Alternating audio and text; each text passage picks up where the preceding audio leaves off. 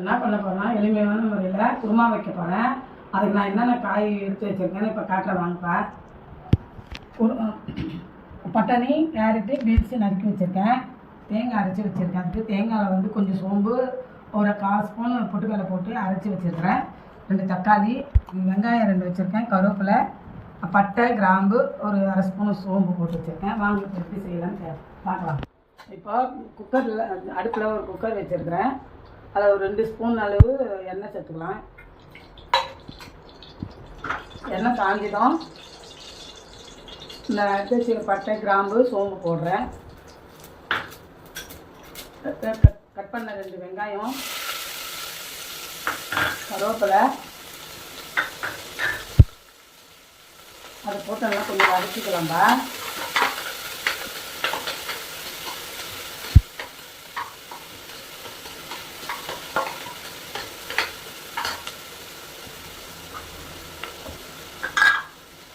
ஒரு சின்ன ஸ்பூனால் 2 ஸ்பூன் உப்பு போட்டிருக்கேன்.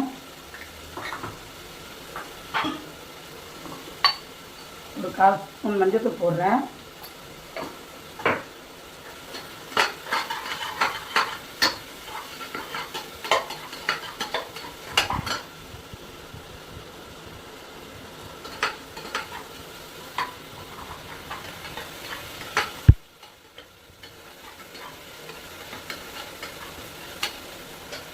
கட் பண்ண 2 தக்காளி போட்டிருக்கேன்.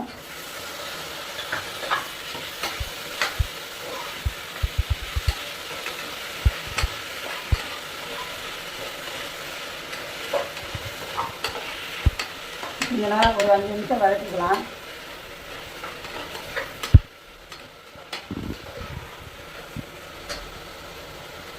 இது நல்லா வதங்கணும் இல்லை, ஒரு 10 நிமிஷம் வதங்கினாலே போதும்.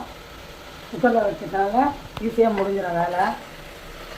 இது சப்பாத்தி எல்லாத்துக்குமே சாதம், சப்பாத்திக்கு எல்லாத்துக்குமே யூஸ் ஆகும் இந்த குருமா. எல்லாத்தையும் ஒரு கலரி எல்லாம் மிக்ஸ் பண்ணிக்கோங்க. இதை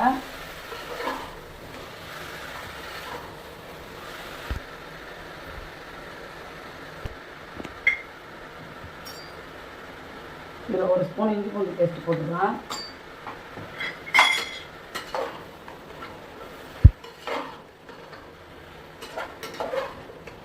இது அப்படியே 2 நிமிஷம் கலரி விட்டுக்கலாம்.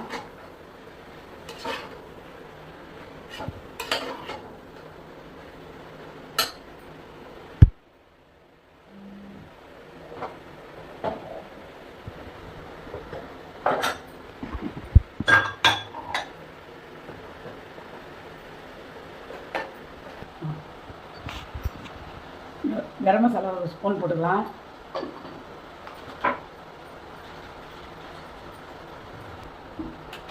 இதில் சிக்கன் மசாலா ஒரு ஸ்பூன், தனி மிளகாய்த்தூள் 1 ஸ்பூன் போட்டுக்கலாம். நம்ம வீட்டில் அரைச்ச மிளகாய்த்தூள் 1 ஸ்பூன் போட்டுக்கலாம்.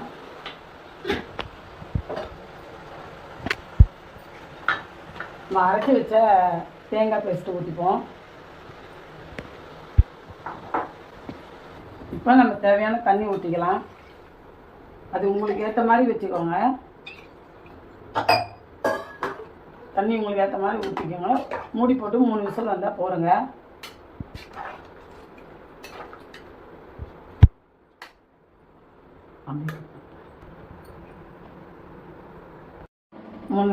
மூடி போட்டுட்டேன். 3 விசில் வந்தோடனே நீங்கள் ஆஃப் பண்ணிவிட்டு 3 விசில் வந்தோடனே ஆஃப் பண்ணிவிட்டு நீங்கள் குருமா குழம்பு ரெடிக்கலாம். நீங்கள் இதை டேஸ்ட் பண்ணி பார்த்துட்டு எப்படி இருக்குது கமெண்ட் பண்ணுங்கள்.